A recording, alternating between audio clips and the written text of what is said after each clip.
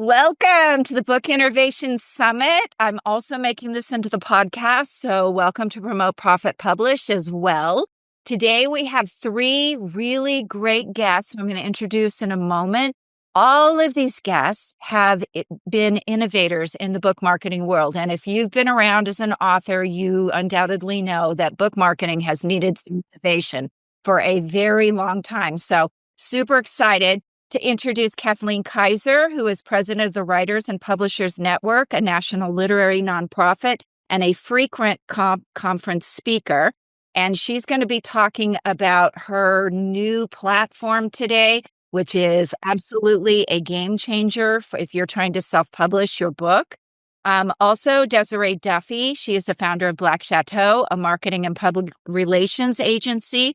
Books That Make You, a Webby award-winning multimedia brand, and the Book Fest, which probably a lot of you have won Book Fest awards if you're here today. And that's coming up again, too, in the spring, so pretty excited about that. And Jared Kuritz is a publishing and marketing innovator with more than 2 decades of experience working in traditional, hybrid, and indie publishers. And he's also the CEO of Strategies, Public Relations, and the CSO and CMO of Zoundy, which he's going to talk about, which is a cutting-edge audiobook platform. So welcome to all three of you. I'm going to start out with Kathleen today. Kathleen, you've moved from music journalism into decades of literary publicity and running organizations. What does innovation in book marketing promotion look like to you compared to 10 years ago? Because I'm sure it's changed tremendously.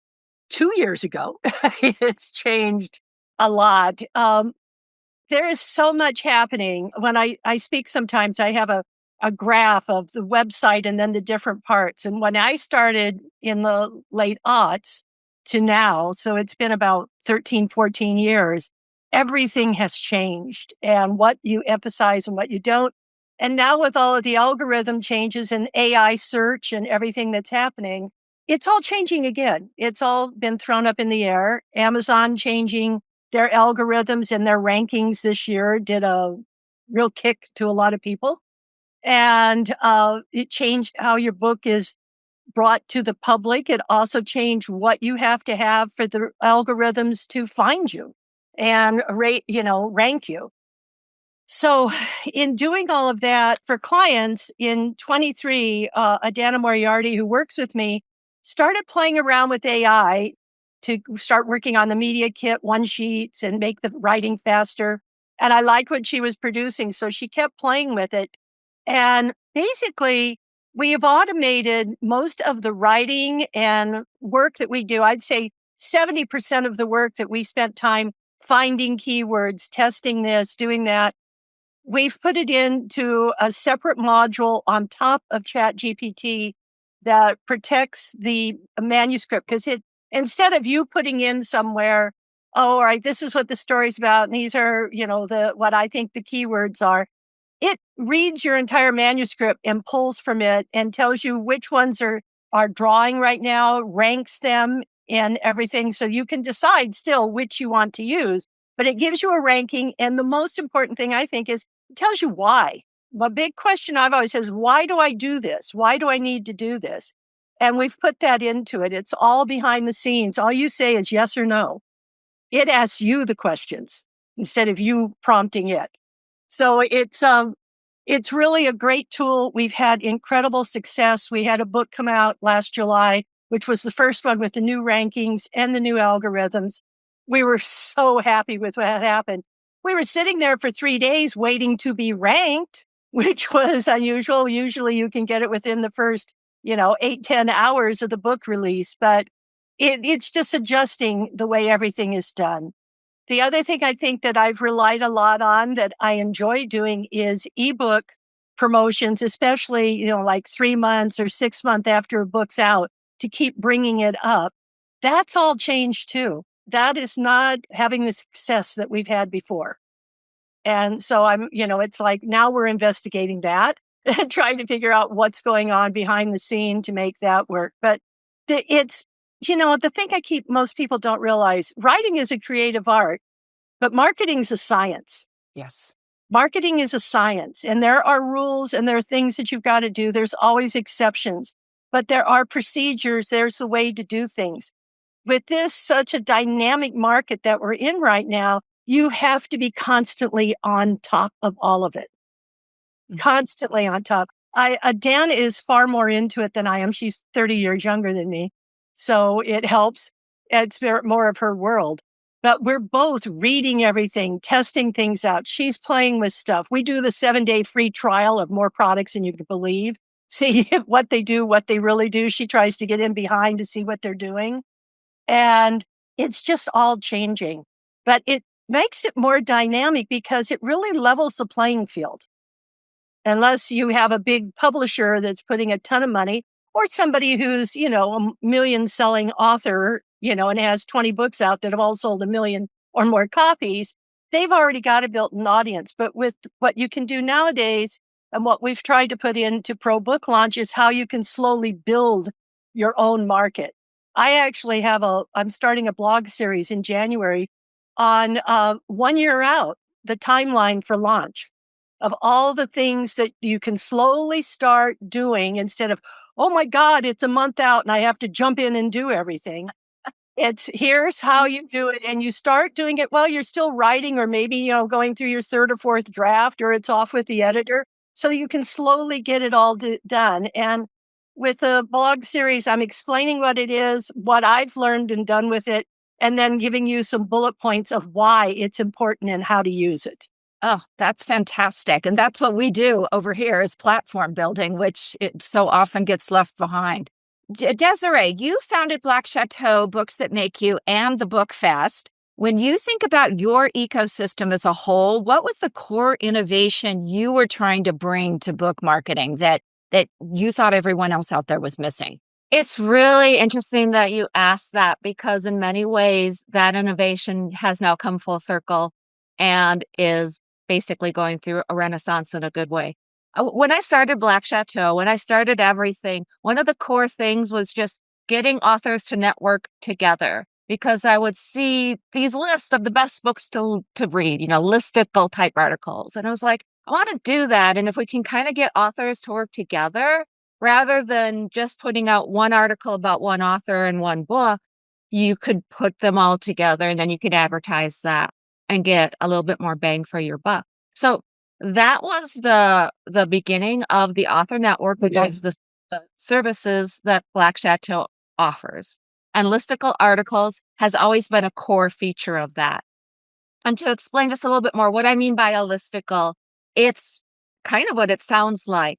The best books to gift during the holidays. The top 10 books to bring with you to the beach this summer. What does mom want for Mother's Day? Give her a book she's going to love. So if they're an article and they feature a list of books, fall under that category. So they're tied into seasonal shopping habits, and they're tied in some ways to genre. Coming up in February, books you're going to love, focusing a little bit more on relationship and romance books. So that was the core of the Author Network. And nowadays, and we're still doing them, and now we're doing them more than ever, because one of the things that artificial intelligence and AI is actually doing more of than ever before is utilizing those type of lists. So that list appears online on a website. When we do them on the Books That Make You website. You mentioned my ecosystem. So Black Chateau is the agency. Books That Make You is the consumer-facing platform. So those listicle articles are getting out there. And the really groovy thing about it is with AI, it's giving more precedence to those types of articles than ever before. And I think we probably know why, right? AI, whether it's Grok or ChatGPT or Gemini or whatever, they're looking at the internet and they're looking for the information. So if somebody is searching or looking for a book or talking to their ChatGPT about a book, it's going to rank the listicle type articles as higher. So that's kind of an innovation that we started with. And I'm not saying it wasn't working. It was working with traditional search and advertising, but now it's working even better, and it's giving more opportunities for authors than ever before. Yeah, it does. We utilize those a lot, and some of the outlets that pick them up, it's pretty incredible the number of imprints they get. Jared, you've worked with traditional, hybrid, and indie publishers where you're seeing the most experimentation. Where are you right now seeing the most experimentation and innovation? And what can we learn from those models that you're seeing? I think that the area in which publishing is changing the most is in the audiobook world. In 2019, audiobooks started outperforming ebooks in terms of sales, production, consumption, and they've never looked back. So it's the second most popular platform, and it's also by far the fastest growing platform in terms of production, consumption across the world, let alone in the US. This year alone, last year it was around 6.5 billion in revenue. This year it'll be around 10. It's projected to be around 30 or 40 by 2030, which is an enormous jump. Audiobook sales in the US were about 1% in 2015, and they're about 15% this year. So it is a huge shift in the way people are accessing and consuming content. Mostly, there are a lot of different reasons for that, but most of it comes down to production of audiobooks has become a lot less expensive. The accessibility is increased. There's almost zero footprint. There's no storage. There's no shipping. Accessibility can be had anywhere. And from a consumer standpoint, you can listen to an audiobook 4 to 6 times faster than you can read while doing other things. So everything kind of lines up beautifully for it. So I truly believe that that's where a huge percentage of the industry is going. But it's how you leverage that and how you take advantage of it. That's where I kind of stake my efforts. What I came up with I shouldn't say I'll tell a short story because it kind of it explains where this came from. About 3 years ago, I was bringing one of my authors to a studio to have her audiobook created. And I wasn't familiar with the studio, but it had come highly recommended to me. And it turns out that they produce like 9,500 audiobooks. They're one of the biggest studios in the country. And they've been around for 20 plus years. And so I handed her off. She was in good hands. And I went and was talking with the owner, and he said, well, what do you do? What are your pain points? And I said, I'm in book marketing. I've been doing it for 25 years. I see this huge trend shift in audiobooks, but the ability to market them is really limited, just like it is with print and ebook. And he said, well, give me some examples. And I talked about sponsorship sales, bulk order sales, giveaways, blog engagement, customizing your content, being able to set different price points, and all these different things I would love to be able to do that's just not available. And he said, well, let's build it.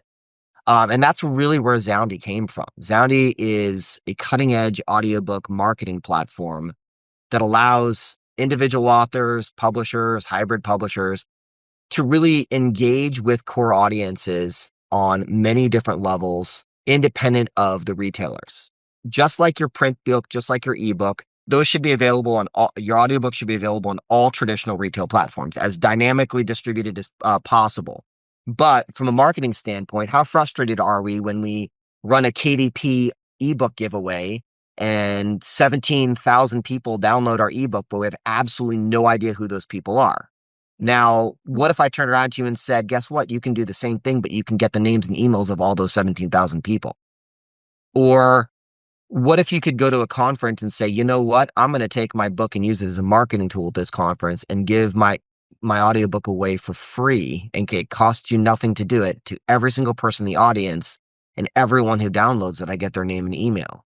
Or what if you were doing a speaking engagement and could turn around to that speaking engagement and say, hey, I will record my keynote, put it at the front end of my audiobook track, and give your audience a customized version of my audiobook, as part of my speaking fee. Or turn around to bloggers. If you're a fiction author, turn around to bloggers that love mystery books and say, hey, I will give you 1,000 free copies of the audiobook to give away if you share this with your audience of 1.7 million people by putting up the trailer of my book. They love that. Or you're on a podcast and you say, hey, thanks for having me on the podcast. Here's a link to my audiobook, and the first 100 people that download it get it for free.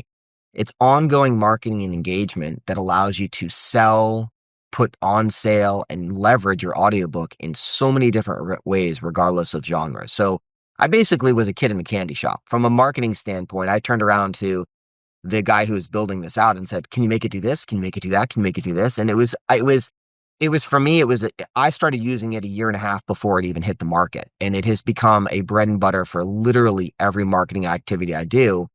And for the individual author, it allows them to take their business model, take one or two focused marketing activities and say, now I can fully maximize these. I'm not just looking to engage with bloggers or engage with podcasters for single time exposure. I can now build a list. I can now do continuous engagement. I can now leverage those contacts for other aspects of my business model. If I'm a nonfiction author and the book is a marketing tool, you can actually create and build engagement rather than just do a one-off, one-time activity. So that's really where it came from.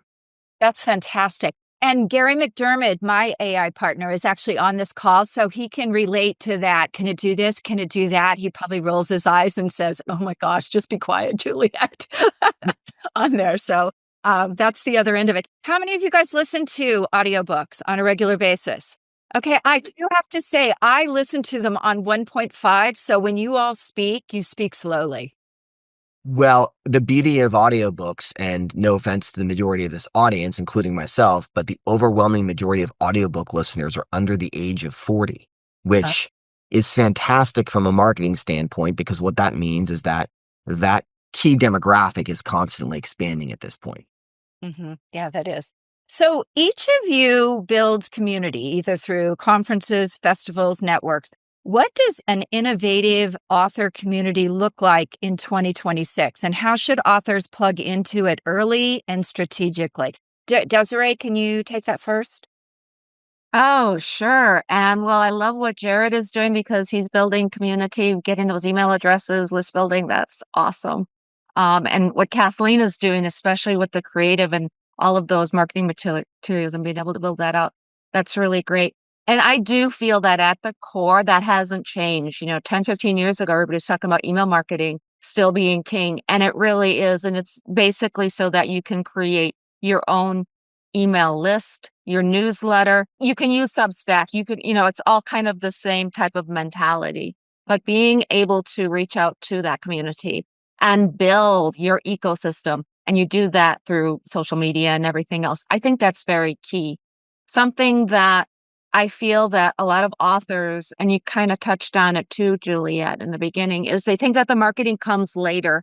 And to Kathleen's point, when you're building that author platform, you're doing it early on. So even if you don't have something to give away yet, well, find something. Maybe there's a mug that has the theme of what your book is, and you can do giveaways to help build up your email list. Do things on social media so that you're capturing that audience, so that you're creating that ecosystem so that when your book is ready to come out, you have that built-in audience there. So I think that a lot of the core elements of email marketing and community still hold true. On the modern front, if I may, I do feel, and here we are, we're doing this, and it's so great. We can do this on Zoom from all over the world. Juliet and, Kathleen, we're all in different areas of the planet, and that's so cool.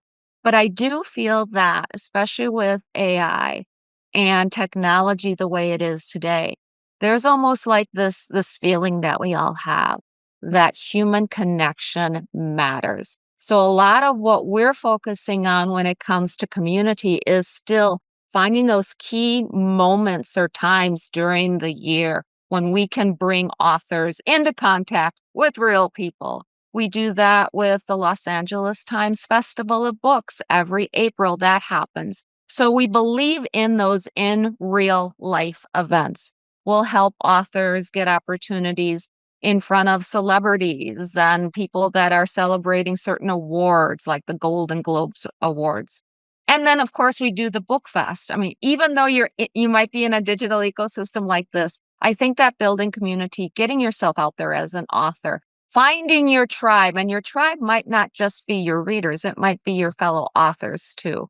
And I can't stress enough, making sure that you're doing that early on so that you can utilize that network when it comes time to promote your book, so that you can say to your fellow authors who you've been helping promote their book for the last year, and now it comes time to promote your book, doing that ask isn't so much like you're asking a favor. You've all been working together up until that point. And I'll add one more thing on that note, because I still see authors making this mistake when it comes to doing a bookstore signing. They want to do that bookstore signing because they have this in their head, right? They're sitting at the desk. They got the stack of books. They're reading. The audience is, hanging on every word. But when they actually do that bookstore signing, the bookstore is like, you want to do what? You want to come into our store? Like, make sure that if that is your goal, and it's fine to do it, have realistic expectations. I think the average is 7 sales at a bookstore event. And go into your local bookstore a year in advance. On Kathleen's calendar, Kathleen, if you don't have that added, maybe put in there. Go to your local Barnes & Noble or indie bookstore, or if you have a couple, shake their hands, find out who the manager is, make them want to eventually have you there. If you just walk in off the street and you say, hello, I am an author, and now I am here to grace you with my presence. Don't you want to order my book and have me do a bookstore signing? It costs them money. It costs them staffing. They have to order the books. They're going to want to return those books too if they don't sell. So you're actually asking them something really big. So if you want to do that in-person community event with your local community, make sure you're sowing those seeds and networking far in advance so that you can see that dream come a reality. Yes, there's no better way to hit your pocketbook than with the returns from a book signing, because you heard that 7 books is the average. Last time I checked with Barnes & Noble, the minimum they bring in is 100, and we had 33 my author signed 2 books, 33 of each return. That's a pretty hefty return bill for an author. Yeah, it is. Yeah, and then depending upon how you have that set up through Ingram, if they're destroying the books. And just a little tip there is, if you're sitting there after your event and you see that they still have that stack there, you might want to just buy your books there. And, it seems kind of silly, but then you have those books and they're not being destroyed, because one way or another, you're going to pay for them. Yeah, absolutely. Kathleen, how about you on the building community? Because you do a lot of conferences through the Writers Network. Yes, through the Writers and Publishers Network. In fact, like Desiree mentioned, the LA Times Festival of Books is an amazing thing. And I'm sure wherever you are, there are small community festivals where you can get a table. There's nothing like getting out and meeting your public, meeting your readers. And the reason I think the LA Times it's now the largest book festival in the country, is that it's 150,000 people for 2 days walking through that love books. They're not there for any other reason. And it's such a valuable way. I've had more people. I've been doing it now for 12 years, except for COVID, with the writers and publishers. And we've grown our booth because we're now an island. We've been given a new space of 600 square feet, and people come up and they go around and see what all the authors have. And what the authors learn is, who are my readers? What do they appeal? I've had several of them by noon. It starts at like 10 a.m. And I see them writing. I'm going, what? And they go, I got to change my pitch. They're asking me different things about my book. And they're trying to, fine tune what they're doing. Being able to explain, to catch people's attention is really important. Another thing besides book signing, is libraries. I find libraries are still a wonderful place. They'll let you talk about your book and you'll be able to sell them there. And the other thing, even with book signing, is you have to promote it. The store puts it on their website events page, period. That's it, usually. Maybe a small poster. But what you have to do is get out a press release about it. It's one thing that's a part of what we do with Launchmaster, is it writes press releases for you. I've taken everything I know about press releases and we programmed it. You fill out a sheet and it gives it all the information, and then you send it out. And we have the list for you to send it out to. But you can get your local community there. I have never had a book signing where we've had less than 20 books sold, because I promote it. I get it in all the calendars. There's so many online calendars for your area. You can go in and put it. That next door program really draws. I was surprised. how well that draws. So there's ways to find it because you're constantly building your community. That is really the thing. It's the community. Like Desiree said, it's so important. And the further out you start doing it, go on to Facebook or Instagram and join some of the author groups. Comment on them, get to know who they are. Start, it's just reaching out all over the place. Besides to everybody you've ever met in your life, and you have an email for, you can start sending information to. And the other thing is, if you're using Facebook and Instagram currently as your personal communication, you have to set up a separate one for your business because you don't want everybody seeing the pictures of your kids and grandkids or whatever. You need to have your own, like I have Kathleen Kaiser. Well, then I have Kathleen Kaiser author. And that's where I put all of that stuff of what's going on with my books. And because I also write. So it's building the community. There's just 100 different ways to do it. Yeah, there is. Jared, I bet I already know what you're going to say. Can you share? Actually, I would bet you might not. I agree with both what Desiree and Kathleen said. Both of those techniques are fantastic. My old business partner was actually the area marketing manager for Barnes & Noble for a very long time, very familiar with lots of the event techniques and so forth. And I agree with all of them. I take a slightly different approach in terms of this. I would say don't market the book. Don't make it anything about the book when you're trying to build community, or make it as little directly about the book as possible. I believe in continuous, targeted, authentic engagement with what I describe as target readers and target buyers. The first thing I would suggest that any author does, and I taught this class called Scalable Book Marketing for Authors and Publishers. I've taught it 16 times for IBPA, which is Independent Book Publishers Association. I'm teaching it a 17th time this upcoming January. It's a 6-week course. And one of the things I walk the authors through, and this is really good for everyone in this room, is sit down and write down the avatar, describe in detail your target reader and your target buyer. Sometimes they're the same, sometimes they're different. I won't get into the weeds on that, but you'll realize what I mean when I have you do that. Very simple example is the target reader and target buyer for children, middle grade fiction is different. The target reader is the middle graders. The target buyer is the parents and grandparents and, librarians and so forth. But it's very important that you identify your target readers and your target buyers to build community. And the reason I say that is because you then want to go where they already exist. And you want to go where they are when they're not necessarily thinking about buying a book. When we go to Amazon to buy a book, majority of consumers that go to Amazon to buy a book don't go there blindly, randomly, hoping to be inspired by a particular book. They go there because they've heard about something, word of mouth, the most powerful form of advertising.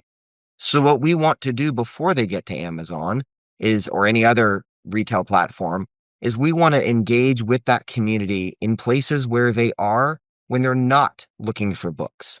If you've got a children's book, you should be hanging out on mommy blogs and communicating with the mommy bloggers because those are the people that buy the children's books.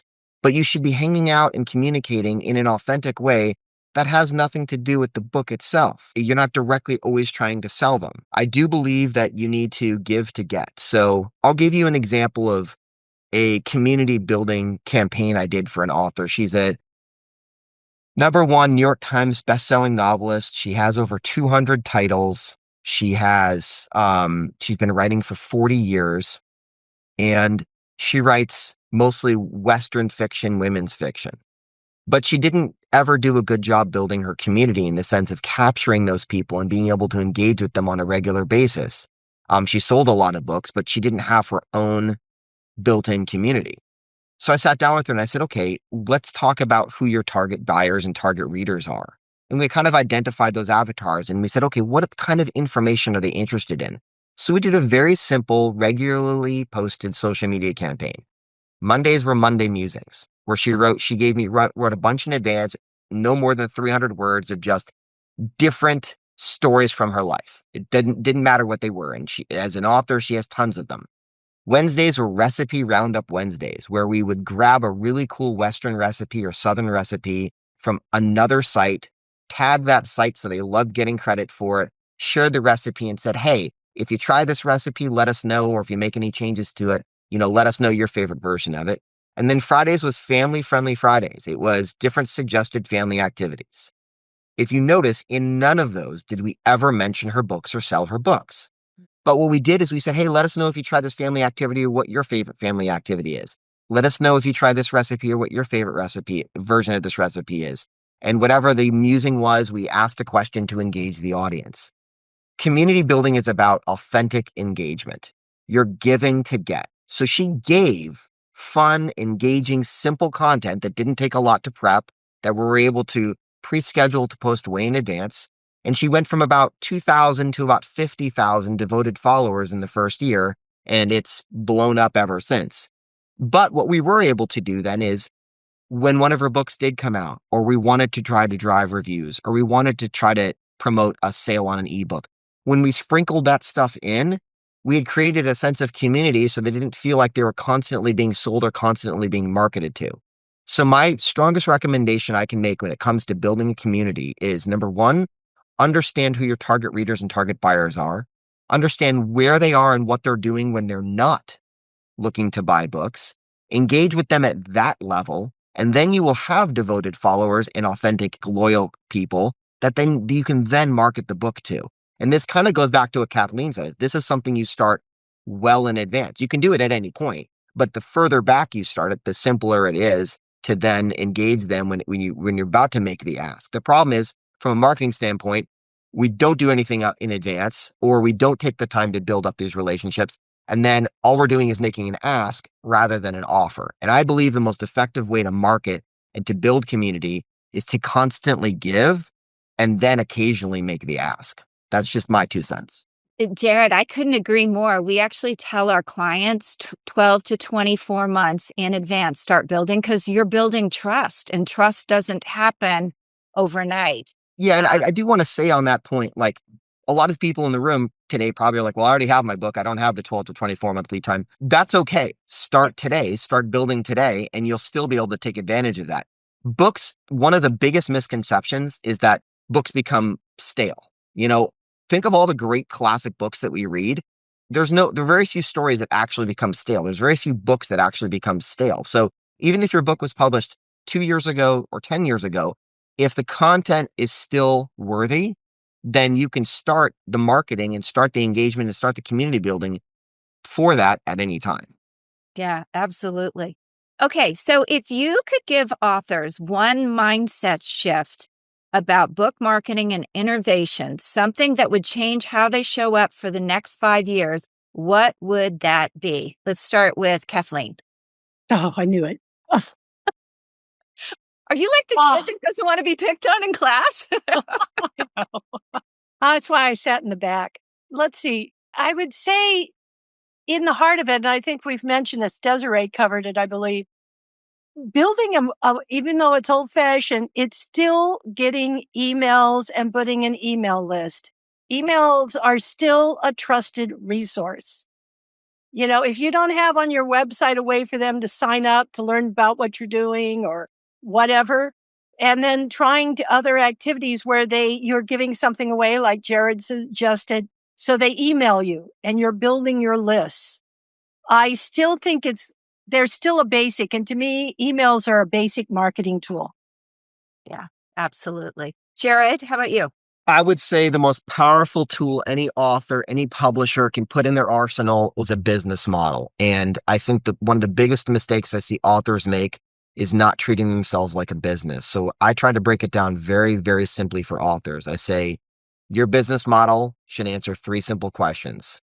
What do you plan to create? How do you plan to deliver it? And what value do you want to capture from it? 3 very, very simple questions that most authors don't take the time to answer, because the 3 kind of marathons, we talked about this earlier, is I write, I publish, I market, and they're exhausted by the time they get to marketing and it falls off.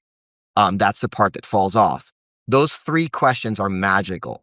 What do I plan to create? How do I plan to deliver it? What value do I want to capture? You can apply that to the book initially, or the services around the book, speaking engagements, whatever services or products you plan to create. But more importantly, you can then apply it to the marketing side of it.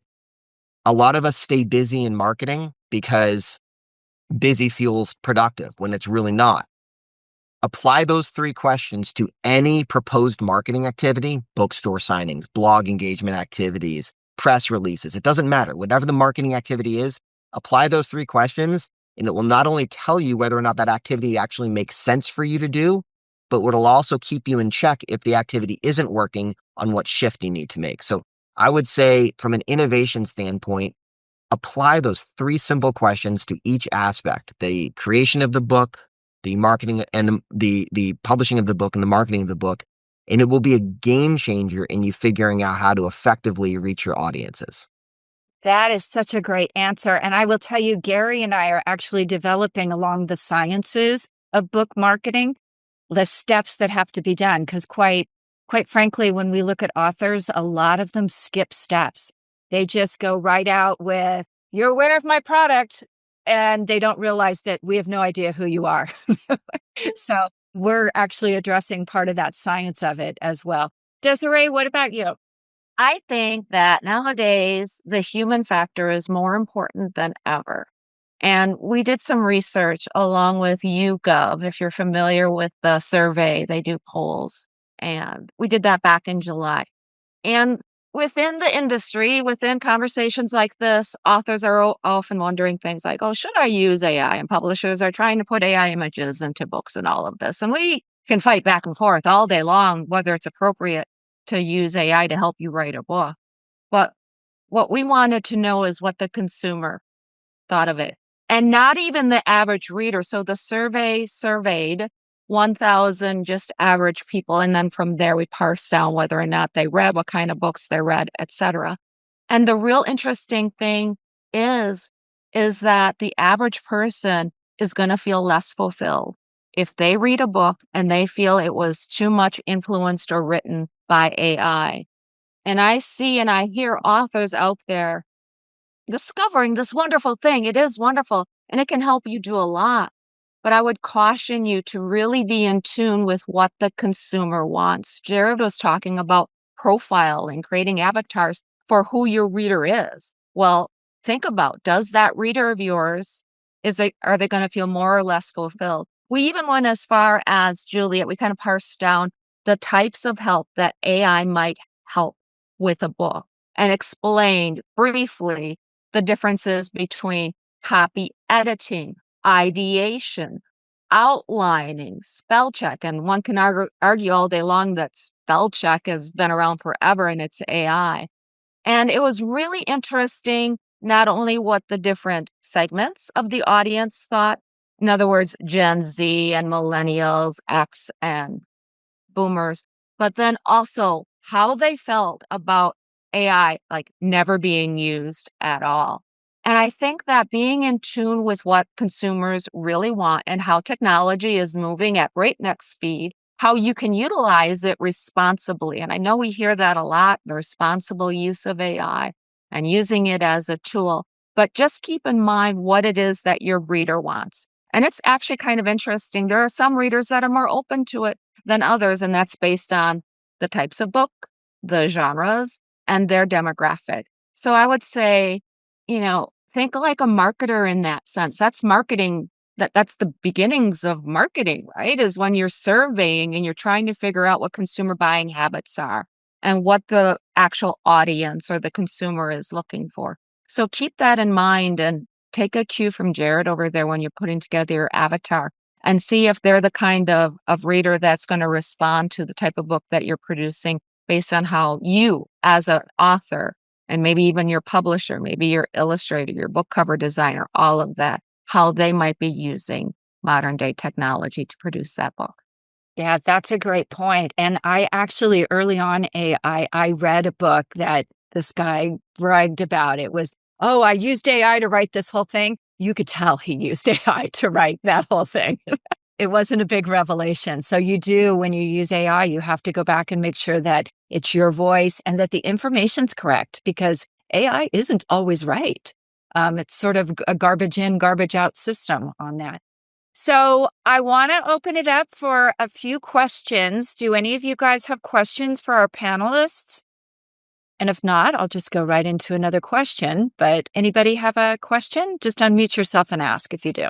I've been considering using a website that works with a lot of book clubs, and for a fairly hefty fee, they will feature your book in their newsletter, and you can do a book club giveaway. And it's always so difficult to figure out whether these things are worth the investment or whether they're a little bit on the scammy side. So, do any of you have ideas about best ways to reach book clubs? Well, Leslie, let me start off by saying this is a great example of applying those 3 questions: create, deliver, capture value, to find out whether it's scammy or worth it. So you say to yourself, what am I creating? I'm creating this opportunity to reach book clubs. How am I delivering it? I'm delivering it through this third-party service, right? And then what value am I capturing? So in theory, the one piece of value that they're claiming you're capturing is exposure to their audience, right? Mhm. But is that enough to be of value to you? Do you get the names and emails they reach out to? Probably not.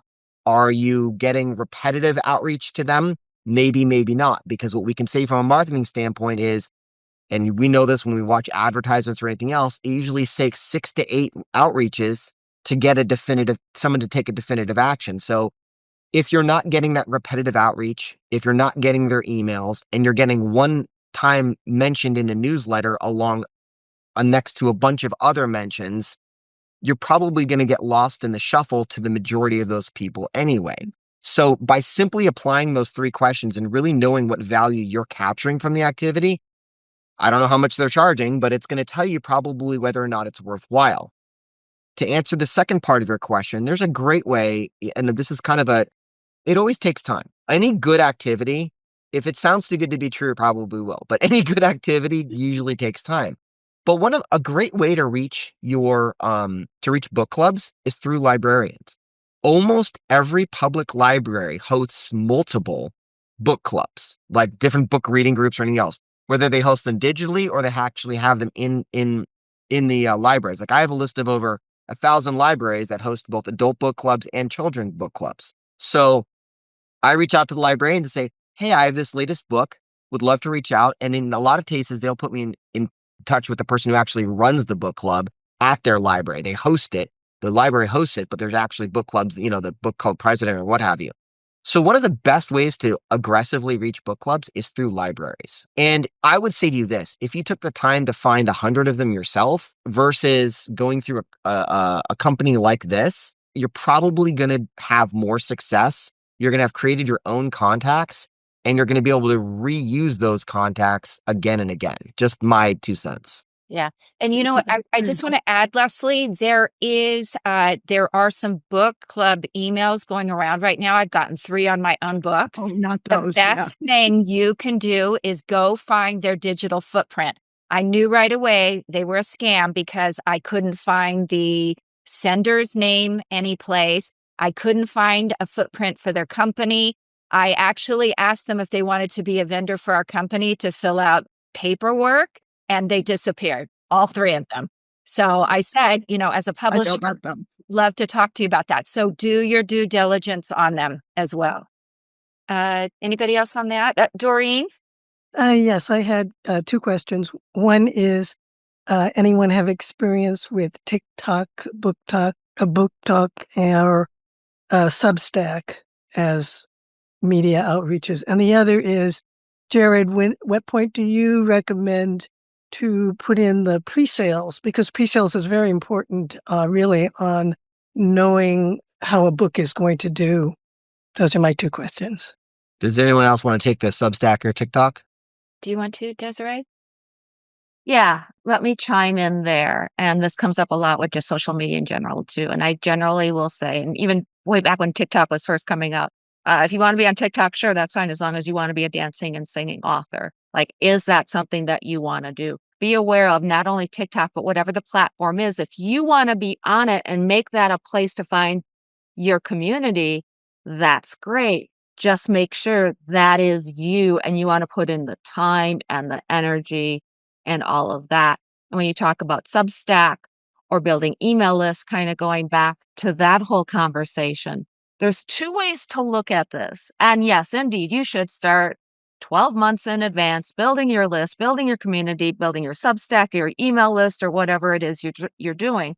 But also keep in mind that what you're doing by working with a marketing firm or with whether it's a book club group or with getting reviews on NetGalley, et cetera, is you're tapping into networks that are already there. So I think strategically, the thing to do, Doreen, is one, ask yourself, do I really want to be on TikTok, BookTok, or do I want to reach somebody who has a network and is already affiliated with people who are on TikTok? Because I feel my book is a TikTok, BookTok book.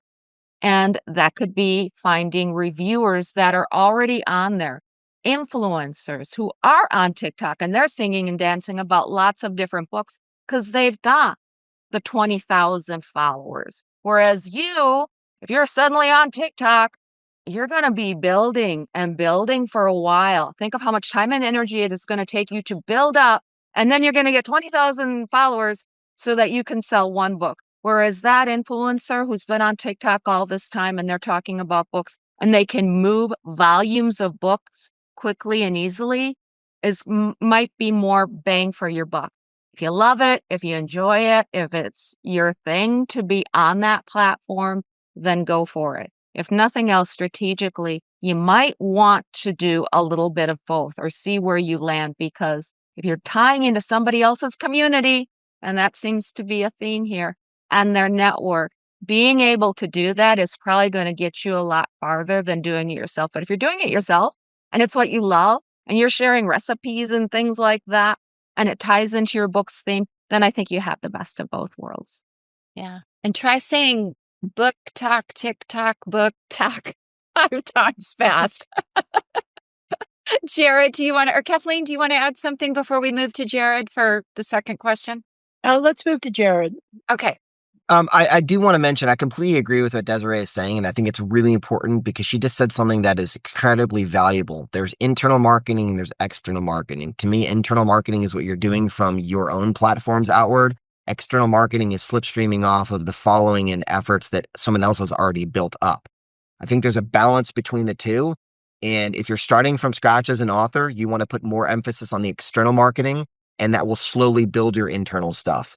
If you put the majority of your emphasis on your internal from the get-go and a much smaller percentage on the external, you're going to spend the majority of time building an audience rather than marketing to an existing audience. And Desiree is absolutely spot on. From the pre-sale standpoint, I know it's going to sound repetitive, but it really comes down to your business model of when you want to do pre-sales or if you want to do pre-sales. And part of that business model is what your publishing part of your business model and distribution is. If you're doing traditional distribution with an offset print run, then understanding what your pre-sale numbers are incredibly important because it'll help you determine what your initial print run is going to be. That just kind of plays into the overall business model aspect of it. If you're doing print on demand, then generating pre-sales is not necessarily important, not important at all, and has no relevance to determining an offset print run of books. That being said, I always get a question of, when should I start doing podcasts? When should I start doing blog engagement? When should I start doing this activity? And I always hear people say 12 months in advance, 6 months in advance, 3 months in advance. It's a very simple answer. And this comes down to the pre-sale question. When create, deliver, capture value. When that activity can net a captured value based on whatever your call to action is going to be for that activity, that's when it should start. Pre-sale should start as a tool for your marketing activities. So if you have the opportunity to get on blogs ahead of your publication date, or you have the opportunity to have an incredible blog engagement or connect with a social media influencer or so forth, but there's no action that the listener or the viewer can take at that point in time, it's a wasted activity. So having your book up for pre-sales is a great thing to have to drive people towards. So pre-sales should happen based on 1, your business model, printing, offset, print run, POD, and 2, the marketing activities you're doing. Do they support the marketing activities and the overall goal of those activities? It's one of those like cornerstone things people can have in place. I can't tell you how many authors of companies said, I've done like 50, podcasts and I didn't sell any books. I'm like, well, what was your call to action? Was your book available for sale yet? Oh no. I'm like, well, people aren't going to come back 6 months later and buy your book. So I would say pre-sale should happen in time with whatever your business model timeline is. Fantastic. Fantastic. We have just about enough time to go to all three of you. How can we get a hold of you if somebody wants more or wants to talk to you about your services or your platform? Kathleen, you want to go first? Okay, sure. First off, this has been fun. I always learn something when I'm on these things because this is such a complex world and we all sort of focus in different areas. You can get a hold of me at Kathleen@KathleenKaiser.com. That's my email. My website's KathleenKaiser.com. And if you wanted to learn more about Launchmaster, that is ProBookLaunch.com. Fantastic. Jared? I just put my email in the chat. It's jared@strategiespr.com. Anyone can reach out. Feel free if you've got any follow-up questions. If you're interested in the audiobook marketing platform, you can just go to zoundy.com and take a look at it. And if you email me, I can send you a promo code to use it. Or you can use, what did I set up? BMP25 is a good promo code. I'll put that in there. And that's Zoundy, Zoundy. I always say it wrong. So that's what you're looking for. Desiree, how about you? Thank you, Juliet, for doing this. And Jared, Kathleen, I always learn so much from others when I'm on panels like this. So thank you. This has been so much fun. And you can find me at blackchateauenterprises.com. If you hit the Let's Talk button to contact us, that goes to me. It goes to other people too, but I do see all of those. So that's probably the best way, blackchateauenterprises.com. And if you're interested in the Book Fest, that one's easy too. Thebookfest.com. We have the next Book Fest coming up this spring of 2026, as well as the next Book Fest awards. And then if you're interested in Books That Make You, that's our consumer facing brand. And might I just say, if you're a writer, you should be a reader. So get into the skin of what the reader experience is. Sign up for our newsletter. It's won a Webby Award. And that's where we do a lot of promotions for our authors and those listicles and things that I told you about. And that's simply booksthatmakeyou.com. And all of our platforms are on social media between Facebook and Instagram, LinkedIn, etc. Yeah, that's what I love about the Book Fest. They have a reader day and they have an author day. So the reader day is pretty important as well. Thank you so much, everyone, for coming on and speaking today and showing up to listen to them. And, if you missed part of it, this will be a podcast. I believe it's coming out in February. So you can go to Promote, Profit, Publish is my podcast name, and you can get a replay there or over on YouTube. So thank you very much. Thank you.